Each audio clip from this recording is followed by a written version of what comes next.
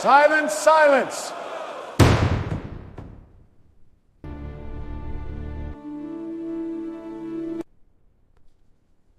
ఏమిటి మీ ఆరోపణలు? కోర్టుకి వివరించండి. ఇతను మా స్ట్రీట్స్ లోకి వచ్చి బలవంత మతమార్పిడి చేస్తున్నాడు సార్. ఇతను చేస్తున్న ఆరోపణలు నిజమేనా? మీరు బలవంతముగా మతమార్పిడి చేశారా? నన్ను మనస్ఫూర్తిగా ఆరాధించేవాళ్లే నాకు కావాలి. నాపై ఇష్టం లేకుండా నన్ను ఆరాధించేవాళ్లు నాకు అవసరం లేదు అని బైబిల్లో స్పష్టంగా రాసి ఉంది. అలాంటప్పుడు బలవంతంగా ఎలా మారుస్తాం?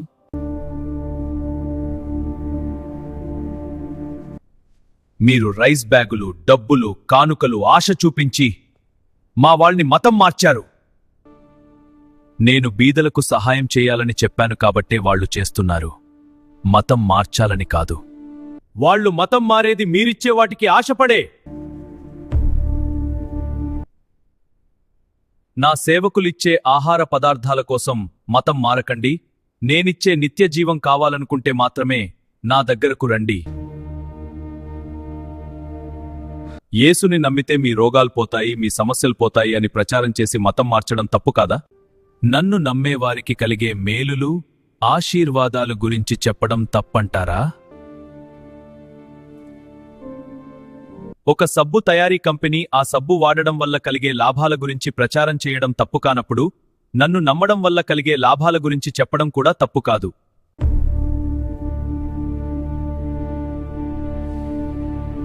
మీరు మా వీధుల్లోకి వచ్చి మత ప్రచారం చెయ్యొద్దు, మాకు చెప్పొద్దు.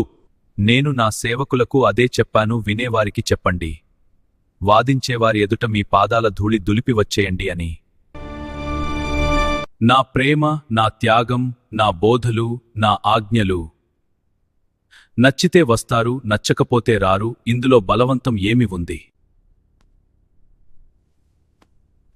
మీరు మత ప్రచారం చేయడం వల్ల రోజురోజుకి మా మతం తగ్గిపోతుంది. నేను మీ పాపముల కోసం మరణించాను. మీరు మీ పాపాలు ఒప్పుకొని విడిచిపెడితే నేను మిమ్మల్ని క్షమించి నిత్య జీవమిస్తాను.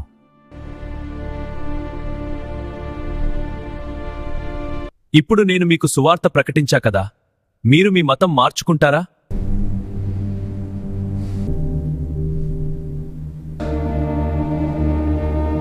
వినగానే ఎవరు తమ మతం మార్చుకోరు. బలవంతపు మత మార్పిడి అని చెబుతున్న ఈ కేసులో సరియైన ఆధారాలు లేనందువల్ల కేసు కొట్టివేయడం జరిగింది.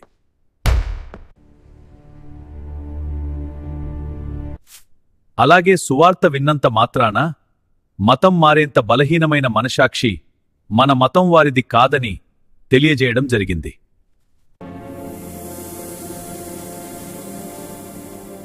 నమస్కారం ఆనరబుల్ జడ్జ్.